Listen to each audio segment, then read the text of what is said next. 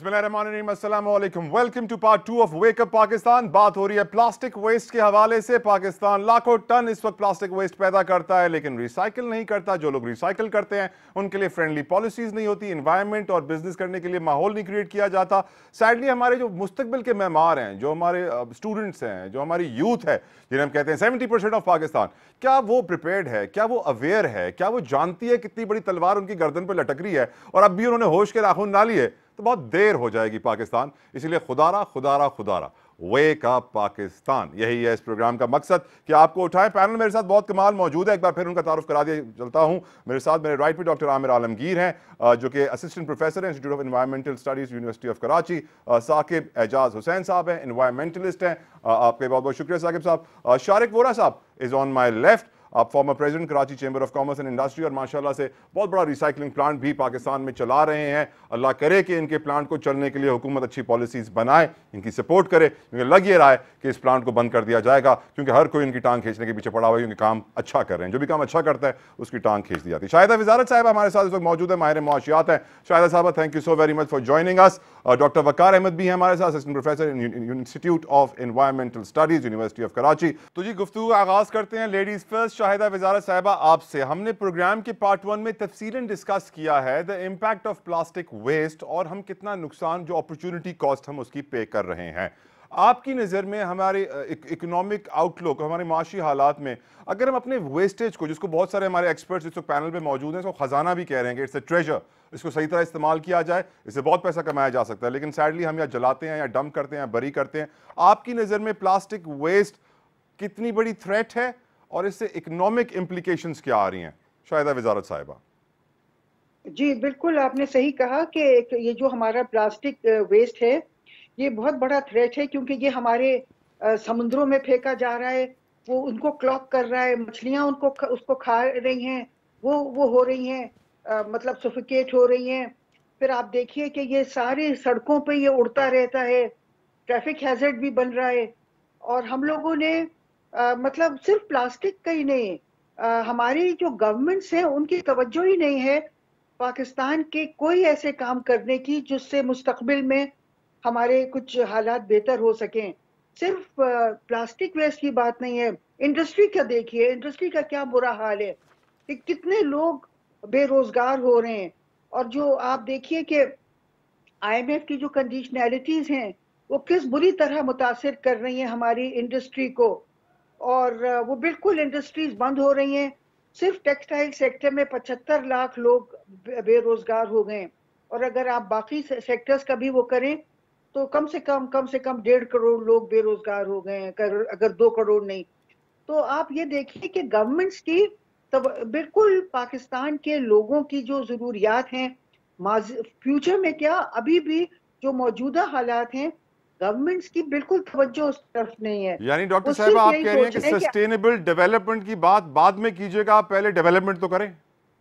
जी बिल्कुल, मैं ये कह रही हूँ कि डेवलपमेंट भी मतलब गवर्नमेंट्स की जो पॉलिसीज हैं वो बहुत एंटी इंडस्ट्री, एंटी डेवलपमेंट हैं। और आप देखिए कि इस वजह से हमारा ये बुरा हाल हुआ है। 90 की दिहाई से हमने आईएमएफ से कर्जे लिए हैं, और उस वक्त से हमने तालीम पे और सेहत पे इतनी कटौतियां की हैं कि 90 की दिहाई से जो हमारे यंग लोग, जो बहुत बड़ा बल्ज है हमारी उसका पॉपुलेशन का, वो बिल्कुल हमने जाहिल तैयार किए हैं। तो सिर्फ प्लास्टिक का मसला नहीं है, ये तो पूरे ही मुल्क का ये है कि सारी चीजें बिल्कुल ही गवर्नमेंट की कोई प्लानिंग नहीं है। उनकी सिर्फ प्लानिंग ये है कि आईएमएफ से कर्जा मिल जाएगा तो हमारा बजट चलता रहेगा। तो क्या हम मुल्क ऐसे ही चलता रहेगा डॉक्टर साहब, या कुछ बदलेगा आपकी नजर में? कभी कोई ऐसा दिन भी आएगा? देखिए, डिपेंड करता है कि कितनी पॉलिटिकल विल है गवर्नमेंट में। जो हमारे पास, जैसा कि मैं आपको कई दफा मीडिया पे भी कह चुकी हूँ, सोशल मीडिया पे भी, कि आईएमएफ से बहुत ज्यादा बेहतर हमारे पास ऑल्टरनेटिव्स मौजूद हैं। और मैंने इस पे एक किताब लिखी है, alternatives to the IMF and other out of the box solutions. और मैंने कहा है कि हम, मेरे पास मैंने जो तजावीज दी हैं वो आईएमएफ से कहीं बेहतर है। उससे मुल्क में ना बेरोजगारी होगी, ना रेट ऑफ ग्रोथ कम होगा, ना डिस्ट्रीब्यूशन ऑफ इनकम मुतासर होगी, ना पॉवर्टी बढ़ेगी बल्कि बहुत खुशहाली आएगी। मगर ऐसा लगता है कि गवर्नमेंट के पास कोई पॉलिटिकल विल नहीं है कोई डॉक्टर ऐसे साहिबा, जिस सॉल्यूशंस घर की तरफ में जाने की। सफाई नहीं होगी, गंदी गंद होगा, गलाजत ही होगी हर जगह, वहाँ खुशहाली कैसे आएगी? इतनी गंद गलाजत में क्या पैसा खुशहाली ला सकता है? Lust for money and lust for power, शायद हसन सिद्दीकी साहब ने हमारे पार्ट 1 में बड़े अच्छे वर्ड्स यूज़ किए थे, लेकिन मैं इस पार्ट 2 में कोशिश कर रहा हूँ कि हम फ्यूचर की बात करें, वे फॉरवर्ड की बात करें कि हम किस तरीके से आगे का लाहेअमल इख्तियार करना चाहिए, क्या हमारी स्ट्रैटेजी होनी चाहिए। फॉर एग्जांपल, वोरा साहब मेरे साथ मौजूद हैं, इंडस्ट्रियलिस्ट भी हैं, बहुत बड़ा रिसाइकलिंग प्लांट भी चला रहे हैं, पाकिस्तान का सबसे बड़ा, लेकिन इनके लिए मुश्किलात खड़ी की जा रही हैं। लेकिन इन्होंने फिर भी अपने जज्बे के साथ कि पाकिस्तान की खिदमत करनी है, आगे बढ़ते रहे। आपने एक स्कूल भी बनाया है वोरा साहब, और मुझे आप बता दें स्कूल के अंदर आप स्पेशल ट्रेनिंग दे रहे होते हैं बच्चों को from the lowest level. Exactly हमने अपने प्लांट के से कोई 15 किलोमीटर आगे सबर्ब्स में, जहाँ पर मोस्टली आबादी जो है वो कच्चे मकानात में रहती है, जिनके पास शायद 3 वक्त का भी मील नहीं है, वहाँ हमने एक अल्हम्दुलिल्लाह most modern English medium school बनाया है, ताकि वो बच्चे जो हैं वो उन बच्चों से मुकाबला कर सकें जो शहर के अच्छे स्कूलों में पढ़ते हैं।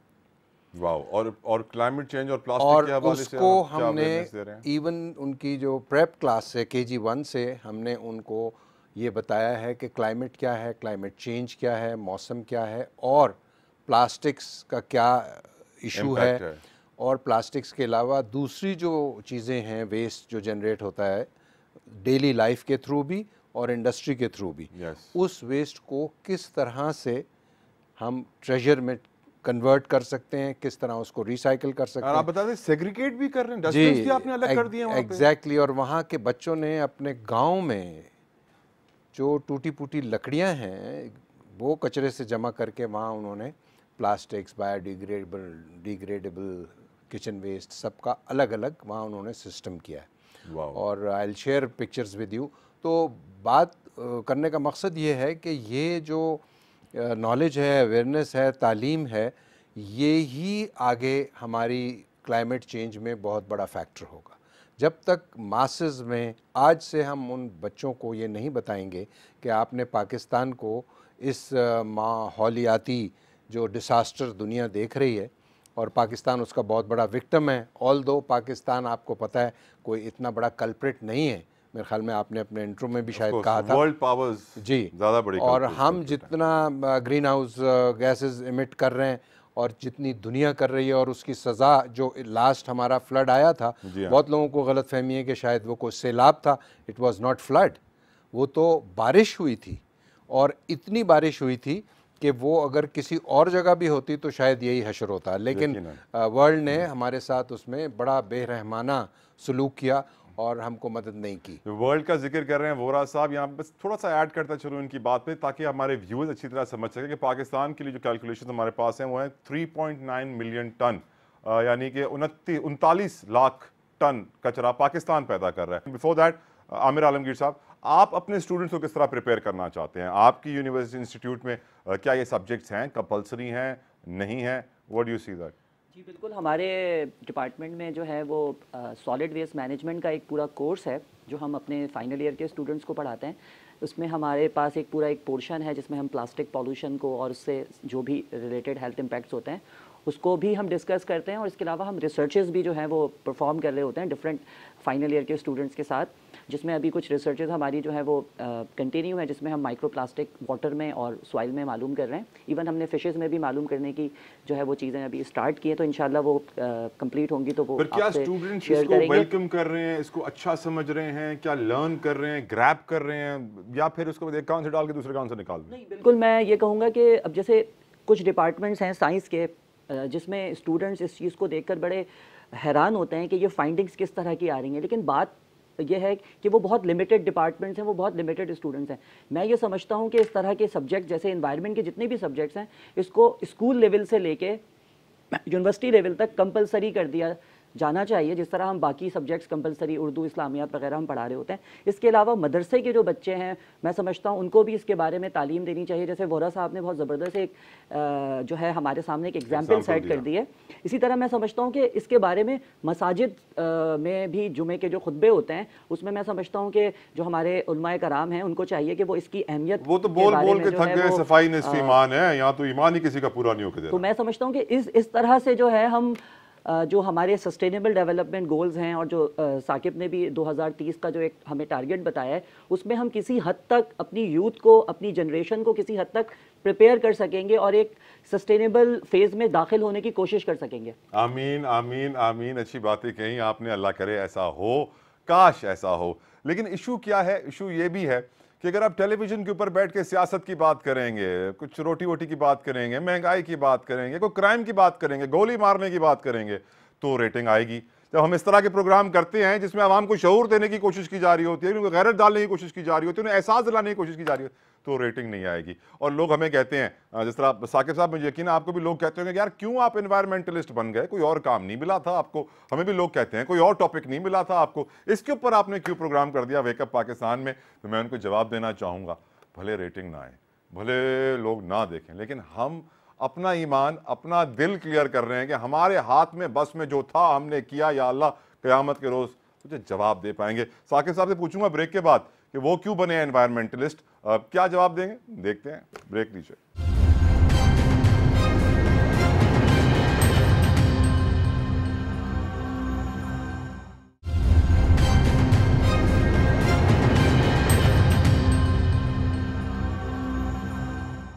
Welcome back to wake up Pakistan. Saqib sahab, break पे जाने से पहले मैंने आपके लिए सवाल छोड़ा था कि लोग हम पर ही मजाक उड़ाते हैं, उंगली उठाते हैं, ये क्या आप ये अजीब अजीब से टॉपिक से प्रोग्राम कर रहे हैं, ये प्लास्टिक परेशान होने की बात है, प्लास्टिक तो हमारा बड़ा अच्छा दोस्त है, आप क्यों बन गए एनवायरमेंटलिस्ट? एनवायरमेंट तो बिल्कुल ठीक है। मेरा ख्याल है कि पाकिस्तान का हर बंदा जो है इस वक्त इन्वायरमेंटलिस्ट है, क्योंकि जितनी अवेयरनेस हालात के साथ साथ हमें आ गई है तो हमें इन्वायरमेंटल इश्यूज़ का काफ़ी हद तक पता चल चुका है। इग्नोर भी तो कर रहे हैं उन्हें। इग्नोर हम कर रहे हैं, लेकिन कब तक इग्नोर किया जाएगा, असल सवाल ये है। देखिए, हम लोग पॉलिसीज़ की बात हो रही है, गवर्नमेंट के हवाले से बात कर रही थी, मैडम बात कर रही थी, हम लोग तकरीरें करने में, हम टॉक शोज़ में बातें करने में बहुत ज़्यादा हैं, लेकिन एक्शंस कहीं नहीं नज़र आते। जो बात कर रहे हैं शारिक साहब, हमारे यहाँ एक बहुत सारी इंडस्ट्रीज़ हैं जो कि बढ़ चढ़ के आगे आ सकती है अगर हमारे पास इन्वेस्टर फ्रेंडली पॉलिसीज़ मौजूद हों। एक बहुत ही सक्सेसफुल मॉडल है पब्लिक प्राइवेट पार्टनरशिप, जो यहाँ पे आपने बात की 3.9 मिलियन टन्स की, आप पूरे वेस्ट की बात तो कीजिए, इट्स 20 मिलियन टन्स, ये तो प्लास्टिक की बात हो रही है। 20 मिलियन टन वेस्ट है हमारा, जिसमें से आपका 9% वेस्ट जो है वो रिसाइकिल हो जाता है। जो आपका 91% वेस्ट है वो कहीं ना कहीं आपकी हवा का, आपके पानी का हिस्सा बन रहा है, जो कि आप उसको कंज्यूम कर रहे हैं। लेकिन एक बहुत इंपॉर्टेंट चीज़ ये है कि इस वक्त हम जहाँ खड़े हैं, और दूसरी आपने एक बहुत ज़रूरी बात कि ये जो मिसमैनेजमेंट है, इसमें साउथ एशिया में सबसे पहला नंबर हमारा है, सबसे आगे हमें मिसमैनेजमेंट ऑफ वेस्ट के अंदर। अल्हम्दुलिल्लाह कि ये तो बड़ी खुशी की बात है, ये तो बोलेंगे कहीं तो फर्स्ट नंबर पे आए हम लोग। बहुत ज़रूरी है, अब कहीं ना कहीं कट ऑफ डेट सेट करनी होगी। This is time to set the cut off date.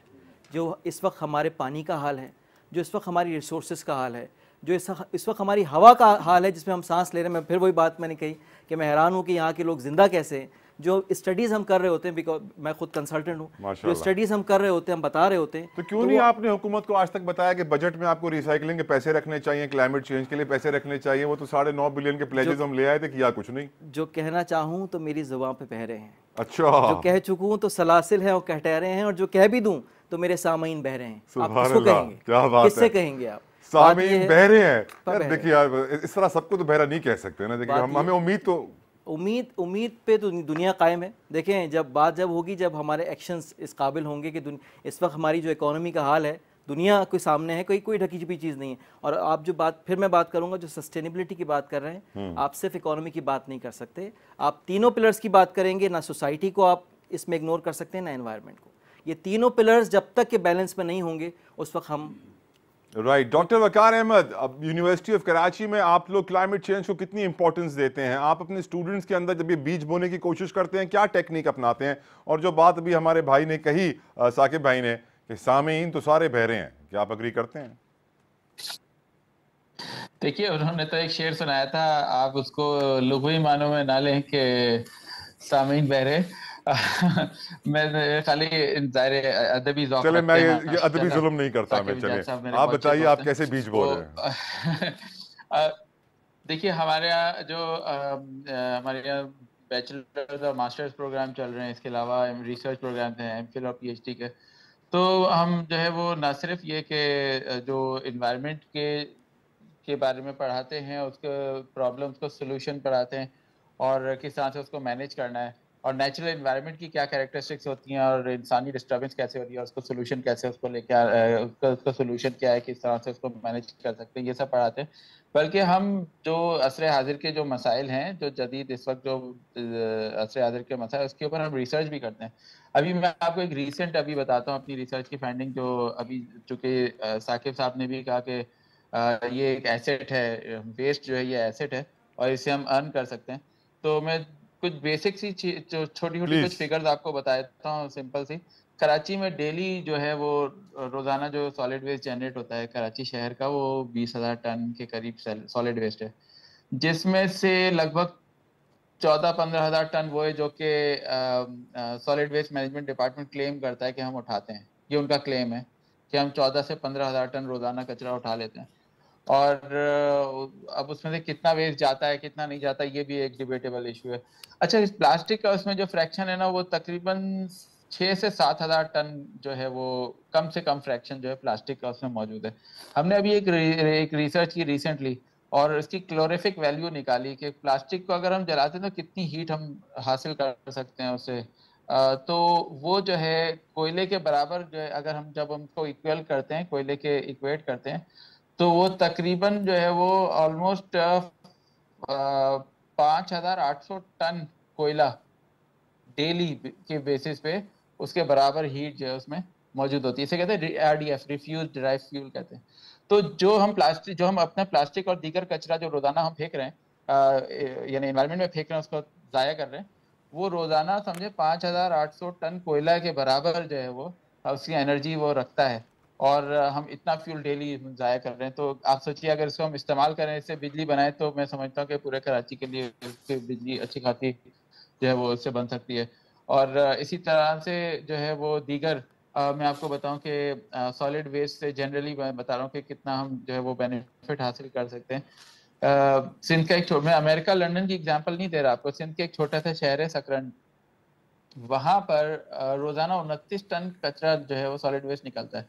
और एक कंपनी ने गवर्नमेंट को 1.5 करोड़ रुपए सालाना के ठेके पे वो कचरा खरीदती है, यानी गवर्नमेंट को प्रॉफिट होता है उससे। 1.5 करोड़ रुपए गवर्नमेंट वहाँ की कमा रही है, म्युनिसिपल कमेटी वहाँ की जो है वो 1.5 करोड़ रुपए सालाना कमाती है। तो हमारे कराची में जब यहाँ 20,000 टन रोज का कचरा निकल रहा है, रोज का 20,000 टन, तो आप सोचिए कि अगर हम कुछ तो भी ना यहाँ करें, कौन उससे कमा कोई रहा है? रिसाइकिल ना करें, सिर्फ किसी को आउटसोर्स ही कर दें। कोई यहाँ भी अच्छा, कोई कमा यहाँ मैं रहा है आपको या एक चीज बता दूं नहीं? कि जी जी जी जी मैं आपको बताता हूँ। यहाँ पर देखिए, जहाँ पर हमारे इनफॉर्मल सेक्टर में रिसाइकलिंग बहुत बड़ी तादाद में हो रही है, आप देखें कि गली गली आपको कचरा चुनने वाले नजर आते हैं। वो गत्ता भी उठाते हैं, वो प्लास्टिक भी उठाते हैं। प्लास्टिक का वो वाली चीजें जो कि जैसे पेट बॉटल्स हैं, वो चुन के लेके जाते हैं। और हमारे यहाँ यूनिवर्सिटी में जो कैंटीन से जो लेके जाते हैं, वो 1 किलो प्लास्टिक बॉटल के 120 रुपए देते हैं वो तो डॉक्टर कैंटीन वकार, वालों को। अगर ये तो कचरा अब मैं चुनने आपको बता वाले रहा हूँ ना कि होते तो कराची की शक्ल कैसी होती? बहुत खराब होती। लेकिन देखिए, इनफॉर्मल सेक्टर में ये चीज हो रही है, इसको हम फॉर्मल सेक्टर में भी ला सकते हैं। इससे जो है वो आप शहर के मसले भी हल कर सकते हैं, शहर के लिए रेवेन्यू जनरेट कर सकते हैं। जहाँ डेली 20,000 टन राइट। कचरा जनरेट हो रहा है, वहां हम बाहर की कंपनी को हम पैसे दे रहे हैं कचरा उठाने के लिए, बजाय इसके कि हम पैसे लें कि इससे कमाएं। तो हम कमाने के बजाय अखराजात कर रहे हैं। लेकिन मैं तो स्टिल सरप्राइज आप हूँ कि देखिए, सकरंड में ऐसा काम हो रहा है, तो कराची में क्यों नहीं हो सकता? कोई नियतों नहीं का हो फुकदान सकता ही है, ऑफ जी। कोर्स। ये आप हमारी ये नियतों का हमारी जो फुकदान है ही वो है। डॉक्टर मैं शाहिदा की तरफ जाना चाहूंगा, उनके पास टाइम कम है। डॉक्टर शाहिदा वजारत, मुझे ये बताइए, हाउ कम कि जब ये बजट आ रहा है, हम जानते हैं बजट के दिन हैं और everyone's talking about the budget, हम अपने बजट में क्लाइमेट चेंज को इंपॉर्टेंस क्यों नहीं देते? हम अपने बजट में रिसाइकलिंग को इंपॉर्टेंस क्यों नहीं देते? हम सस्टेनेबल गोल्स की बात जरूर करते हैं, लेकिन बात करने के अगले मिनट भूल जाते हैं। मैम, क्यों? देखिए, मेरे ख्याल में तो गवर्नमेंट्स की तवज्जो नहीं है किसी भी ऐसे काम पे जिससे अवाम की बेहतरी हो या अवाम के कोई मफादात वाबस्ता हो। वो तो मतलब आप देखिए कि जिस किस्म की गवर्नमेंट्स पाकिस्तान में आती हैं, वो उनकी तवज्जो तो सारा अपने ही तरफ होती है। वो ऐसे प्रोजेक्ट्स में आती हैं जिसमें उनको खुद मुनाफा हो, और आप देखिए कि किस तरह वो मतलब पैसे बना सकें। तो अगर एनवायरनमेंट रिलेटेड इश्यूज में भी वो कुछ पैसे बनाने के तरीके निकल आए तो मेरे ख्याल में वो आ जाएंगी एनवायरनमेंट इश्यूज में भी। मगर मेरे ख्याल में कि तो गवर्नमेंट्स जो पाकिस्तान में जो अब तक मैंने देखी हैं, उनकी कोई दिलचस्पी नहीं है पाकिस्तान के लोगों के मफादात में, या उनको तालीम दिलाने में, या एनवायरनमेंट को बेहतर करने में। आप देखिए कि इतना एनवायरनमेंट, एक और जो तरीका है जिसकी वजह से एनवायरनमेंट बहुत पोल्यूट हो रही है, वो जेनेटिकली मॉडिफाइड ऑर्गेनिजम्स हैं। खाने पीने की चीज़ों में भी जीएमओज बहुत आ रहे हैं, और जो जीएमओज आ रहे हैं उसकी वजह से हमारी एनवायरनमेंट बहुत बुरी तरह मुतासिर हो रही है, क्योंकि उसमें क्रॉस पॉलिनेशन की वजह से जो चीज़ें, जो क्रॉप्स जेनेटिकली मॉडिफाइड नहीं है, वो भी जीएमओज बन रही हैं। मगर गवर्नमेंट की कोई दिलचस्पी नहीं है, क्योंकि गवर्नमेंट्स जो है वो सब बिजनेसमैन है, बहुत से वो सब बिजनेस करते हैं, और वो सारे ताक लगाए बैठे हैं कि ये जो केमिकल कंपनीज हैं, जो मसनूई बीज बना रही हैं, उनसे अगर उनको लाइसेंसेस मिल जाएं तो कितना वो मुनाफा कमा सकते हैं। पर मैं ये सोचने पर मजबूर हूँ डॉक्टर साहिबा, बहुत सारे ऐसे इदारे भी हैं जो इन गवर्नमेंट से भी ऊपर हैं, क्या उनको भी एहसास नहीं? देखिए, मेरे ख्याल में उनको थोड़ा एहसास हो गया है। हम लोगों ने जब से कुछ शोर पुकार मचाया है, तो मुझे मेरा ये अंडरस्टैंडिंग है कि शायद उनको कुछ एहसास हो गया है। चले, मैं आपकी ये बात मान लेता हूँ। अब बड़ी अच्छी बात आपने की, अल्लाह करे उनको एहसास हो जाए डॉक्टर शाहिदा वजारत साहिबा, क्योंकि अब भी एहसास नहीं हुआ तो कब होगा? कह रहे पानी सर के ऊपर गुजर गया है, लेकिन हम समझ रहे हैं कि हम अभी भी जिंदा हैं, सैडली। अच्छा, एक और बहुत बड़ा इशू है प्लास्टिक वेस्ट की जब बात हो। डॉक्टर शाहिदा वजारत साहिबा, thank you so very much for joining अस। आपका मैं शुक्रिया अदा करूंगा। आई नो आपके पास टाइम कम है, आपने अपना टाइम दिया, वी आर ग्रेटफुल। एक और इशू है वन टाइम यूज प्लास्टिक का। आप रेस्टोरेंट्स में जाते हैं, आपको बहुत जगहों पे प्लास्टिक की कटलरी मिलेगी, प्लास्टिक की प्लेट मिलेगी, चमचा मिलेगा, कांटा मिलेगा, उसी से आप खाएंगे, और हर इंसान जाएगा वो वन टाइम यूज़ प्लास्टिक इस्तेमाल करेगा। ये जो वन टाइम यूज़ प्लास्टिक है, बताया जा रहा है कि जो टोटल प्लास्टिक है उसके कोई 50% के करीब ये वन टाइम यूज़ प्लास्टिक होता है, जिसको एक बार यूज़ करके फेंक दिया जाता है, जिसको रोकना बहुत ज़रूरी है। एक ब्रेक लेते हैं, ब्रेक के बाद इस वन टाइम यूज़ प्लास्टिक को तफसील डिस्कस करेंगे कि किस तरीके से हम इसको फेज आउट करें, अवेयरनेस क्रिएट करें, शोर मचाएं, या फिर वेकअप पाकिस्तान में आवाज़ उठाते रहें। हमारे साथ रहिए।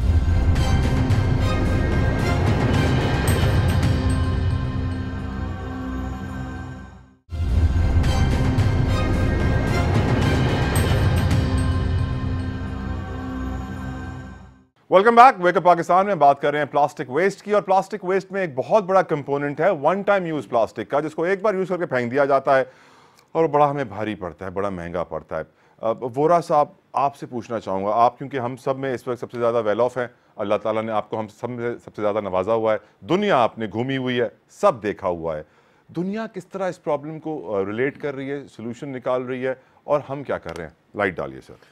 सिंगल यूज़ प्लास्टिक्स का जो चैलेंज है वो जितना पाकिस्तान में है, मोर और लेस पूरी दुनिया में भी अभी ऐसा ही और है। क्या ये फास्ट फूड से ही कनेक्टेड है मोस्टली? ये फास्ट फूड से है, जो फूड डिलीवर्ड होता है उससे है, और ट्रैवलिंग इंडस्ट्री से है, एयरलाइन में जो फूड सर्व होता है, जो क्रूज़ेज़ में, बसेस में, ट्रेन्स में, वो सारे फूड्स जो हैं वो कॉस्ट इफ़ेक्टिवली को बनाने के लिए उस फूड को, क्योंकि आपको पता है कि दुनिया ट्रांसफॉर्म हो रही है, ट्रैवल बढ़ गया है, तो हर किसी को खाना जो है वो अपने बेडरूम में चाहिए, अपने बस के सीट पे चाहिए, अपने जहाज़ पे, फ़ोन कॉल पे चाहिए। तो सिंगल यूज़ प्लास्टिक्स का कंट्रीब्यूशन तो इकोनॉमी में बहुत बड़ा है।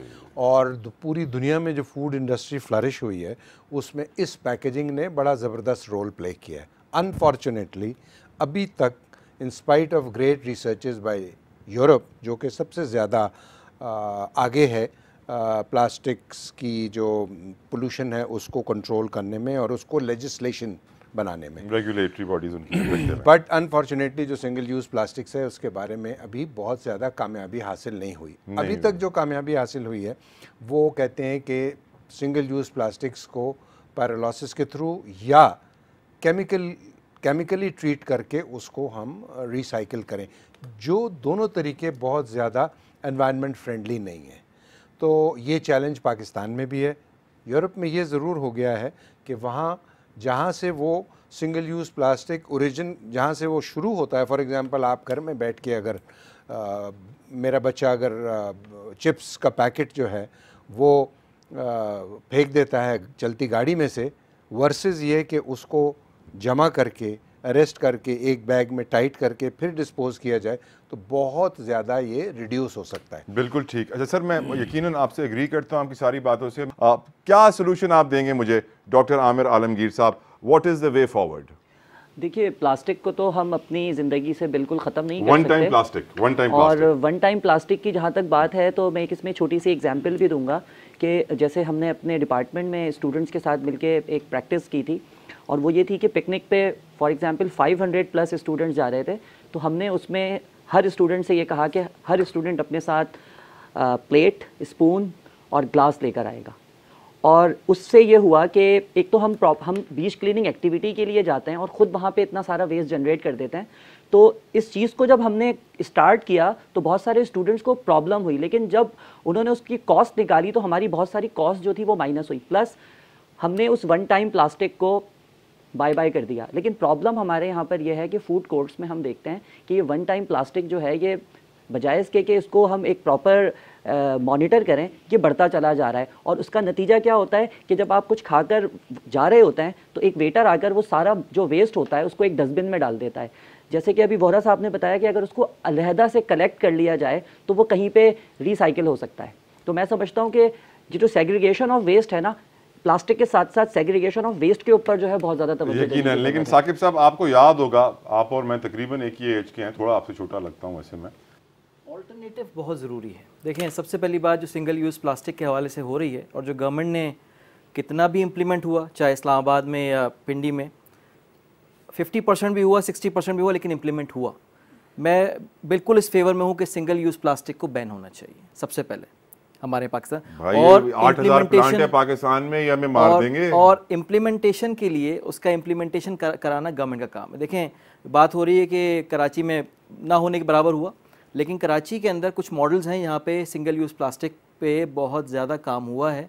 अगर आप मलिर कैंटोनमेंट का देखें तो वहाँ पे प्लास्टिक को सबसे पहले वहाँ पे इम्प्लीमेंट किया गया, सिंगल यूज़ प्लास्टिक को वहाँ पे इस वक्त सिंगल यूज़ प्लास्टिक बिल्कुल बैंड है। कराची में कैंटोनमेंट बोर्ड मलिर की बात कर रहा हूँ, मलिर कैंट में प्लास्टिक बैन है। Yes, single use plastic. Let's move to Malir cantt people.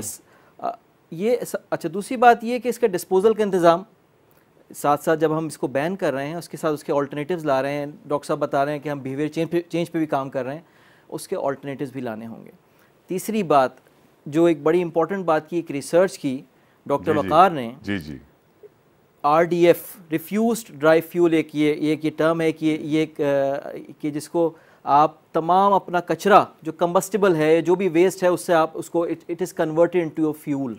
ये कराची का जो प्लास्टिक है वो कोई 5800 टन कोयले के बराबर बिजली पैदा कर सकता है सर बिल्कुल पर डे। हमारे यहाँ पे जो इंडस्ट्रीज़ हैं वो RDF को इंपोर्ट करने का सोच रही हैं, इसलिए क्योंकि आपका जो अपना वेस्ट है वो इतना मिसमैनेज्ड है, मैं मिसमैनेज बाद में कहूँगा, इतना पोलिटिसाइज्ड है वो इशू कि आपका इन्वायरमेंटल इशूज़ टोटली पोलिटिसाइज्ड, आपका सस्टेनेबिलिटी की आप बट द एनवायरमेंटल इश्यूज। लेकिन एक आम आदमी के लिए जरा समझाए ना, आप बड़ी मुश्किल बात कर रहे हैं। Environmental issue is totally politicised. सियासत का एनवायरमेंट से ताल्लुक क्या है साकिब भाई? सर वही बात जो डॉक्टर साहब अभी कह रही थी।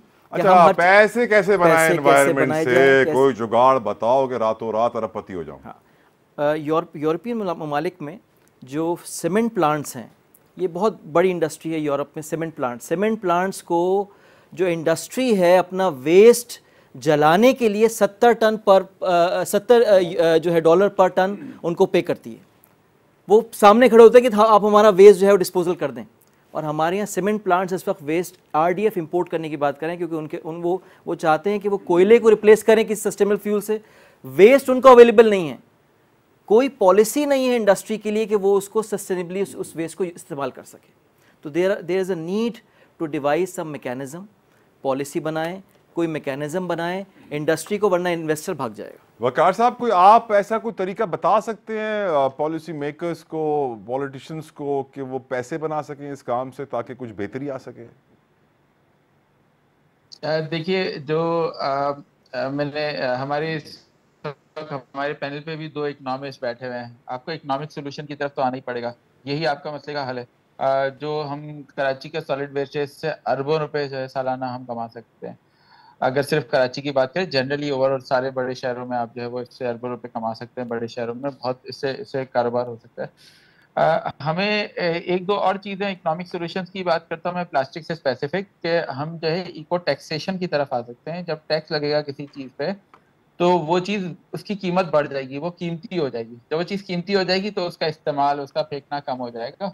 और अगर कहीं फेंकेगा भी तो उसकी रिसाइकलिंग, फिर बहुत लोग सारी जितनी कीमती चीज़ होती है, आप देखिए रिसाइकलर्स जो है कीमती चीज़ों को ढूंढते हैं, मकनातीस लेके वो लोहे को तलाश कर रहे होते हैं। तो रिसाइकलिंग का प्रोसेस भी फास्ट हो जाएगा अगर आप उसके ऊपर टैक्सेशन लगाएं, गवर्नमेंट को एडिशनल रेवेन्यू भी होगा। और जो है उसके बाद वो चीज़ थोड़ी सी महंगी भी हो जाएगी, तो उससे फिर उसका इस्तेमाल, लाइफस्टाइल भी चेंज होगा ऑटोमेटिकली। जो चीज़ महंगी होती है हम उसको फेंकते नहीं है, फिर उसको संभाल लेते हैं, उसको बार बार उसको जो है वो मतलब ये कि उस चीज़ को हम संभाल के रखते हैं। तो ये एक सोल्यूशन है। एक इसके अलावा दीगर सोल्यूशन हमें लाइफस्टाइल की चेंजेस वैसे भी लाने पड़ेंगे। हमें ये लोगों को ये बताना पड़ेगा कि ये चीज़ आपके लिए नुकसानदेह है। इसको आप जो है वो अब देखिए कैंसर का बढ़ता हुआ रेशो जो है, अब जो है वो मुख्तलिफ ये चीज़ें ना, अब ये प्लास्टिक का कचरा ये हर जगह जल रहा होता है, इससे जहरीली गैसेस निकलती हैं, बेंजपायरीन, डाइऑक्सिन्स, ये जहरीली गैसें जो सारी नुकसानदेह हैं, कैंसर कॉजिंग इसमें सब्सटेंसेस होते हैं। तो ये तमाम चीज़ें लोगों को बतानी पड़ेंगी कि ये चीज़ हमारे लिए नुकसानदेह है, इसको कम करें, इसको रिड्यूस करें, रिसाइकल करें और रीयूज़ करें। तो सबसे पहले रिड्यूस होता है, फिर रीयूज़ होता है, और फिर रिसाइकलिंग की बात आती है। तो very well, thank you so very much. आपने बड़े अच्छे वर्ड्स यूज़ किए, रिड्यूस, रीयूज़, रिसाइकिल, यही सोल्यूशन है प्लास्टिक वेस्ट को कंट्रोल करने का। मैं अपने मेहमानों का शुक्रिया अदा करूंगा। डॉक्टर वकार अहमद, आपका बहुत बहुत शुक्रिया। डॉक्टर शाहिदा वजारत भी हमारे साथ हैं, शाहिद हसन सिद्दीकी हमारे साथ हैं। आप दोनों माहिर मुआशरात का बहुत बहुत शुक्रिया। Mister Shariq Vora sahab, thank you so very much for joining us, it was pleasure having you on the show. Saqib Ejaz Hussain sahab, आपका बहुत बहुत शुक्रिया। डॉक्टर आमिर आलमगीर साहब, आपका भी हम बेहद शुक्रिया अदा करेंगे, मशकूर हैं कि आपने अपना कीमती वक्त में दिया। इख्तिताम पर मैं एक चीज़ ज़रूर कहना चाहूँगा कि हमने सब कुछ प्लास्टिक वेस्ट से रिलेटेड उठा लिया, डिस्कस कर लिया, आपके सामने पूरा मुद्दा हमने रख दिया अपने प्रोग्राम के 2 पार्ट्स में, क्योंकि हालात इतने बुरे हो चुके हैं। हम जब छोटे थे तो हमें बताया जाता था कि एक शोबा, एक पेशा दुनिया में आर्कियोलॉजिस्ट का भी है, तो दुनिया भर में जाते हैं, ढूंढते हैं, नवादरात ज़मीनों को खोद के देखते हैं। मुझे लगता है कि ये शोबा ख़त्म हो जाएगा, ये लोग अब बिल्कुल दुनिया में रहेंगे ही नहीं। वजह, जहाँ भी खोदोगे दुनिया में नीचे से प्लास्टिक निकल रहा होगा। पाकिस्तान में तो यही होने वाला है, क्योंकि हमारे पास कोई सोल्यूशन है नहीं। जो एक वाहिद आदमी प्लास्टिक रिसाइकिल करने का काम कर रहा है, उसके लिए मुश्किलात खड़ी की जा रही हैं, पॉलिसीज़ नहीं क्रिएट की जा रही हैं, सपोर्ट नहीं किया जा रहा है, इंसेंटिव प्लान नहीं है, इंडस्ट्री में सपोर्ट सिस्टम नहीं है। जब तक सपोर्ट सिस्टम नहीं होगा, जिस तरह हमारे माहिरीन ने बोला कि जब तक हुकूमत को पीछे से या लोगों को पीछे से कुछ मिलता हुआ नज़र नहीं आएगा, वो एनवायरनमेंट के ऊपर तवज्जो नहीं देंगे, एनवायरमेंटल पॉलिसीज़ नहीं बनाएंगे, किकबैक्स का, मैं कहता हूँ ठीक है, अगर पीछे से उन्हें कुछ चाहिए तो दे दीजिए, माहौल की खातिर, क्लाइमेट की खातिर, पाकिस्तान की खातिर कुछ दीजिए और अपना मुल्क वापस लीजिए। बहुत बहुत शुक्रिया देखने का। वेक अप पाकिस्तान, अल्लाह हाफिज़।